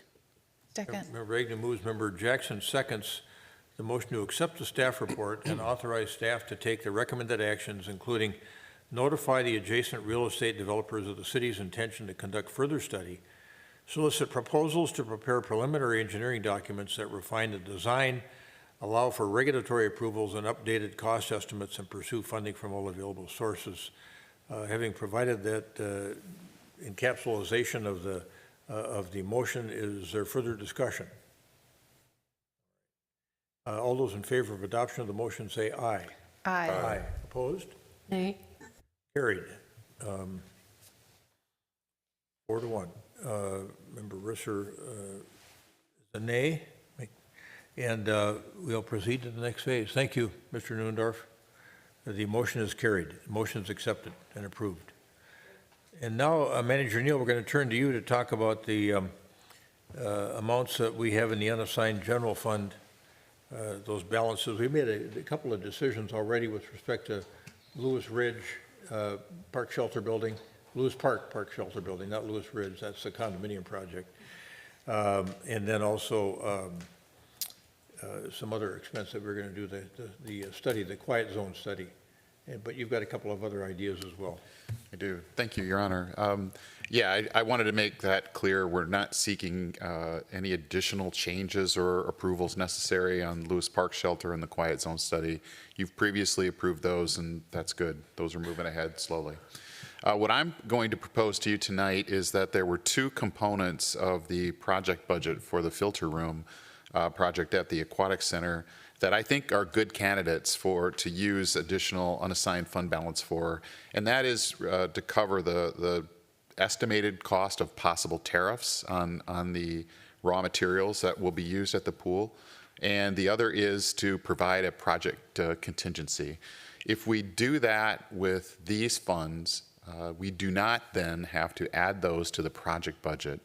That has a positive impact on the project budget. It decreases it by 1.3 million. So it goes from 8.4 to 7.1. That reduces the amount that we have to borrow, which reduces the amount that we have to levy, which reduces the impact on taxpayers. So And if we don't spend it, we never borrowed it in the first place, and we can put it right back into the construction fund. So that's what my proposal is to you tonight, that you authorize $855,000 for possible tariff costs, $532,000, so a total of $1,387,000 to be part of the project budget to come from unassigned fund balance. And we would reduce the amount that we're proposing to borrow for that project. It was a good piece of thinking on your part on how to accomplish all those outcomes and basically put $1.4 million that we have in reserve ready at hand if we need it. Otherwise, we don't use it, and it goes back into the construction fund. Councilmember Jackson? I think that's a very elegant use of these funds. I like the fact that we don't have to ever pay interest on it. Right. So, and we can continue to get interest on it unless it's needed. So, thank you for that work. That leaves us almost $600,000 that we Right. have that we'll just park in the construction fund for now. And we would come back to you, just like we do with every CIP process, and you could allocate that to projects that you believe are important. See, Member Risser. Could some of that money go for launching a search for more firefighters and just try to get some firefighters and paramedics hired? We do have, we're short-staffed, and I know, we're more than 6 months into the year. Could we hire 3? As we, Councilmember Risser, members of council, we've talked about this a little bit between the two of us. I would not recommend that as a strategy with one-time dollars. I think particularly for ongoing expenses that are significant as fire staff, we want to make sure that we have adequate dollars that are built into our operating budgets. This is not what that is. So I understand the council's interest in pursuing those additional hiring, but we need to find a reliable long-term source of revenue for that. But that source of revenue could be the money that we're saving by paying down what we would have to take out for the aquatic center. And so when we had our meeting on the budget, the figure was 300 and something thousand for next year, and before that it was 450,000, and then it dropped down. And so arguably we've got savings projected into the next however long that time is for the aquatic center. I believe it's 15 years. So by doing this, by taking this action, we are making it possible for us to have money that we wouldn't otherwise have. Member Pierce. So I just kind of a follow-up, I think, to Member Risser's question. I am assuming that this kind of operates similar to a nonprofit that may have a sizable amount in reserves, but that particular board might say you could use reserves for one-time expenses for projects, but we don't want to use reserves for things that require ongoing operating expenses, such as hiring. You have to have a sustainable source for that because it's an expense you're going to have into perpetuity. So I don't know if the construct is exactly the same, but that's the way I have always interpreted the use of the funds in this fund. Councilmember Pierce, members of council, I want to be clear that what Councilmember Risser is proposing is legally possible. It's something you could do. I'm just recommending we don't do that because it's not a good budgeting practice for the future. The idea of, is there some way we could leverage debt service savings for this as a possibility? We could talk about that.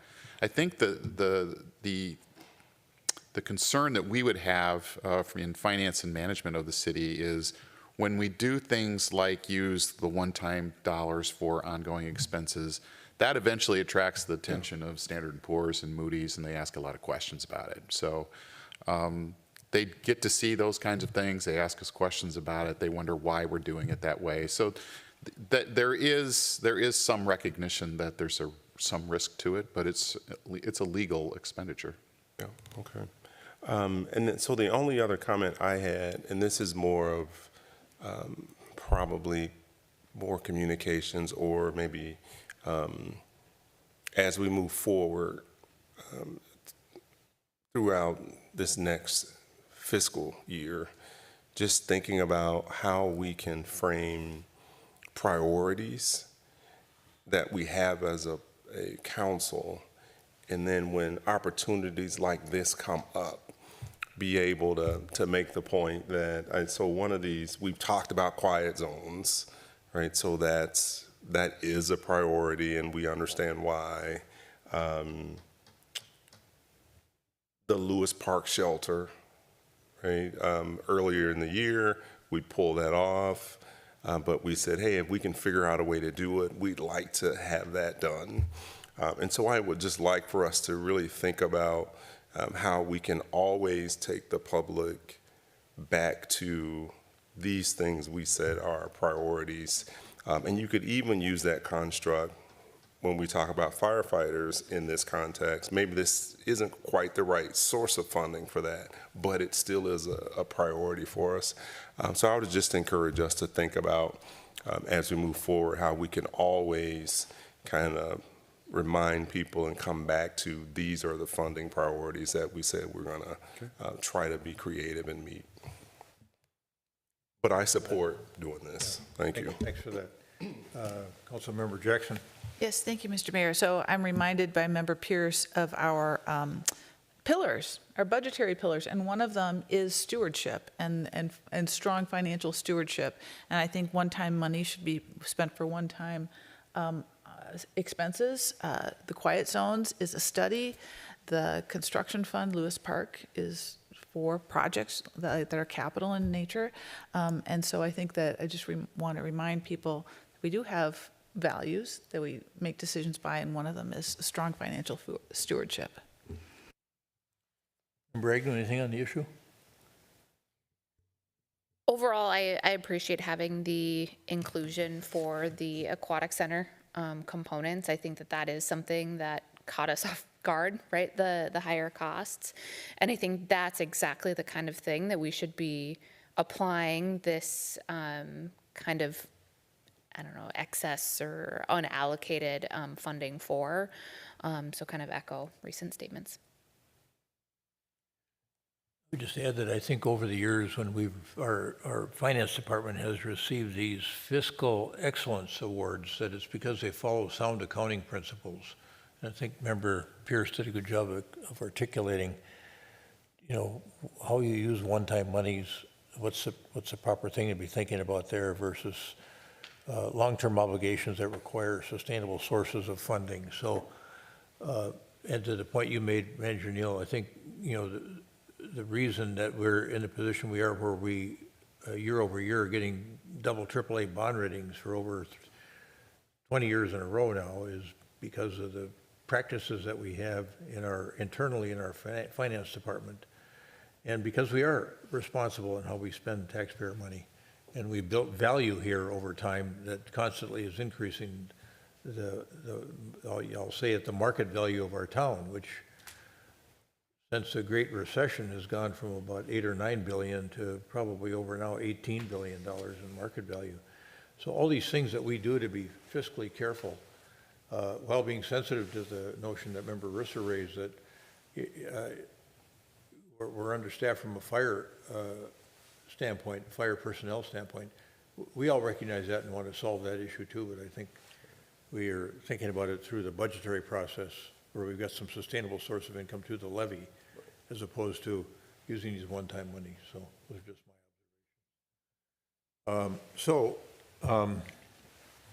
Manager Neal, you're looking for a motion to approve the allocation of the 2024 general fund unassigned fund balances as recommended by staff.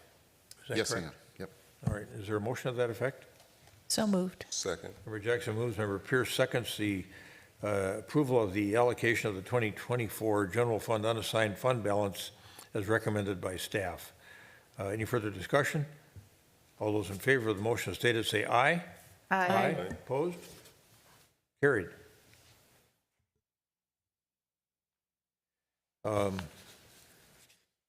Okay, manager's comments. Thank you, Your Honor. I've got three quick ones. One, at the August 6th meeting, our previous meeting to this one, we had an extensive conversation around the gift of trees to Pamela Park. The council ended in a spot where you directed staff to have those trees removed. We did communicate that to the property owner who planted them there. That property owner has removed those trees, and they have adequately restored the landscape, so that is done. The second item is that we are right now working on the development of a new special events ordinance. That is in the very capable hands of our city clerk, Sharon Allison. We will be working on that as a staff team and then bringing that back to council for some review later this fall. Sharon? September? Very good. And finally, just to let you know that we canceled the September 11th HRA meeting because we just didn't have topics queued up for that day. We do, however, need HRA action on their proposed budget. So we're going to ask you to approve a proposed budget for the HRA at the August 28th meeting. And it's, as I think I mentioned at the last HRA meeting, the proposed budget is the incremental 3% plus 3% from the previous year. And we can talk a little bit more at that time about what we do with that money. And that's all I've got. Thank you. Very good. Thank you for that. Member Risser. I just want to give a shout out to Edina's police and fire for doing Battle of the Badges today and the blood drive. And I know there's a blood shortage, so I really do appreciate that. Thank you. Thank you. Member Jackson. Nothing for me. No? Okay. Member Pierce. Member Agnew. Nothing from me either. A couple quick things too. Speaking of the police, don't forget we got a police open house coming up September 17th, I think it was.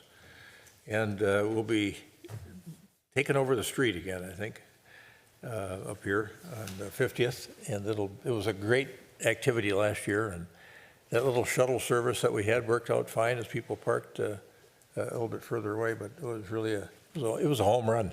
I expect the same again this year. I did a mayor's minute today on this convenience fee that we approved, which was kind of the average 3%, which was the average of the fees that we were getting charged that we're charging back. We're not making any money here, but we want to make sure that our budget stays intact. And just in the utility department alone, it was $77,000, I think, that we absorbed as a city in 2024. So that's starting, I think, in September. Just remind people of that. And you don't have to use a credit card. You can set up an ACH account, or you can send a check, or you can come and pay cash, and you don't have to pay that convenience fee. It's just to make sure that the city and the taxpayers of the city don't get hurt by that use of the credit card or a debit card.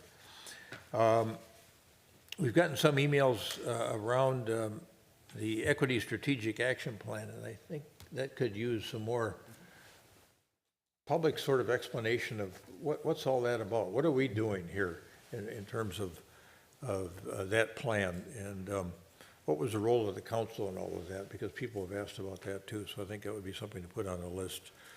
And then we had at least one email from somebody, the e-bike activity. I think are we in the enforcement phase now, beyond the education phase? Because they're worried about kids zooming around on the 50th in France on their e-bikes.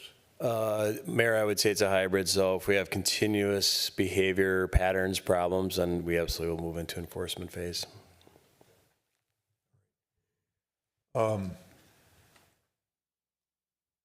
then I'm seeing, I told Manager Neal today, I feel like I'm seeing more dead trees around town. Yeah. And I don't, some are on private property, some are on public property. I think on the private property, we notify the homeowner, and they've got a chance to take it down themselves, but it seems like I'm seeing quite a few of them, and I just want to make sure that our arborists and their crew are on top of all of this. And if there are dead trees on public right-of-ways that are next to roads, Probably clean that up as opposed to just letting them fall like we have in some of the parks. We remove them if they're a threat, right? Okay. So Very there's a threat assessment that's done and then action taken. And we've got tab tomorrow over at the Met Council and takes a big chunk out of the day, so that's it for me. That prompt anybody else to think of anything they wanted to address? Okay. Is there a motion to adjourn? So moved. Second. Motion by Member Jackson, second by Member Pierce, that we adjourn the meeting of the Edina City Council Tuesday, August 19, 2025 at 9:00 p.m. Any further discussion? All those in favor of adjournment, say aye. Aye. Opposed? Carried.